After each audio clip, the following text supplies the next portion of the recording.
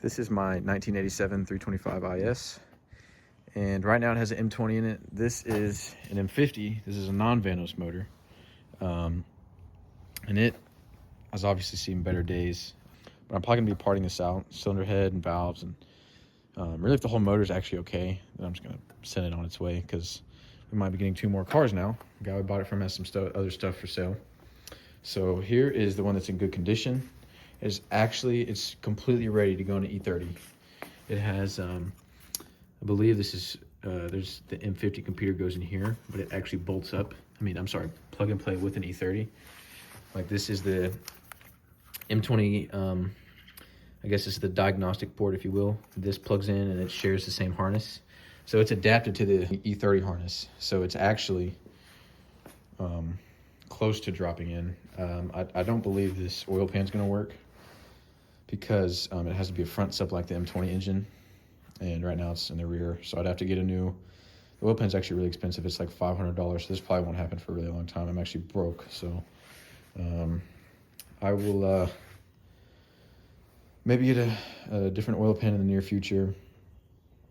And but really the main plan for this one is to just get it running and driving. It's an 87. It's supposed to be, supposedly 89 is when it's the easiest year to put an M50 in. So, you know, I'm on the fence on what to do with, like, maybe putting one of those in one here. And it's not that much of a power difference is what I hear. It's like maybe 20 more horsepower, but it's an M50. You know, this one is, the non-vanos is supposed to be good for turbos.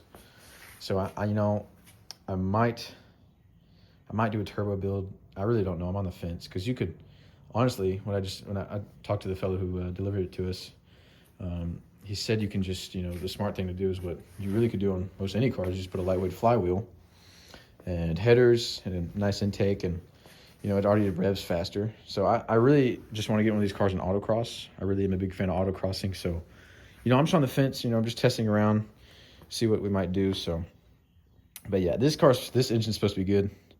It came out of an E30, which, I mean, you know, how, but oh well. So that's what he said. Who knows?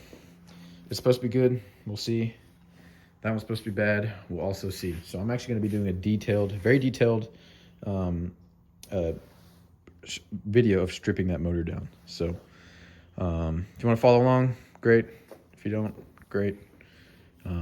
Just make sure to, if you're here, please like and subscribe so I can do more stuff like this. So yeah, so let's get to cleaning this thing.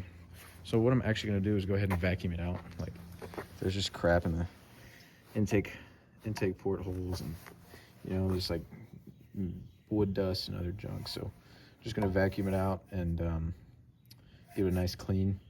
I have some engine degreaser I'll clean the block with, really the whole motor. I'm gonna stuff these, put stuff in here, you know, block this. You don't want to have stuff in your engine. I mean, this one's probably trash, so it's really okay. I mean, I don't see like any noticeable damage on the outside, like, you know, a rod went through the side of the motor, but which would be rare. These motors are pretty tough. So yep, that's the plan. We're gonna dig in this thing, see what happens. So gonna clean it, got some engine degreaser, a vacuum and a brush and a drill. I'm just gonna scrub away, see what we can do. Stay tuned.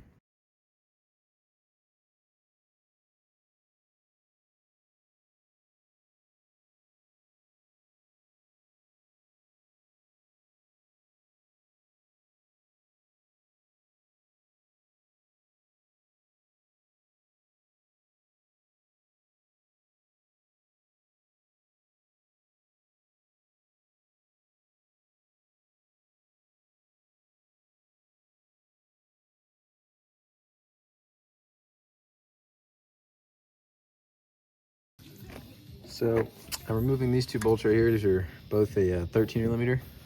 I just want to get this out of the way so I can get further to clean it. And so it looks like there's 2 13 millimeters here, and there's 1 10 millimeter and 1 10 millimeter. So there's only 4 bolts here that need to remove. Make sure to keep everything organized. I'm just gonna screw them back in, just get this out of the way for now.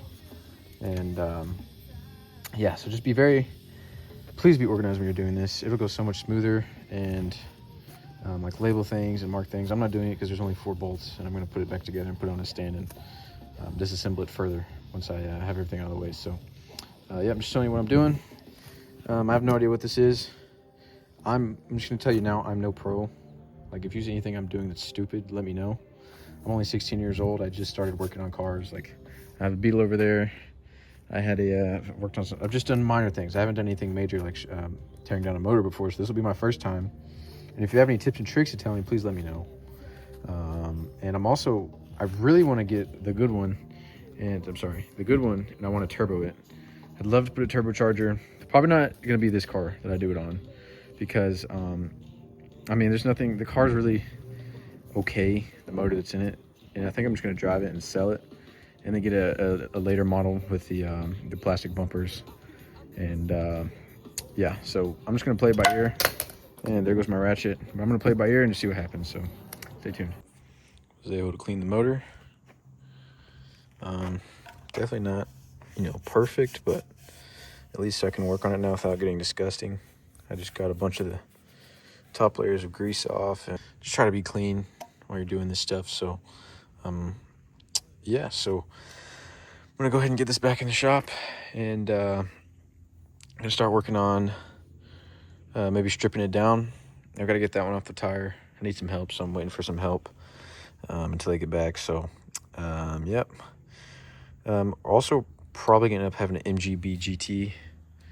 The guy we bought this from also has one of those for sale, and I think we're actually gonna end up getting it. So it's free, so why not?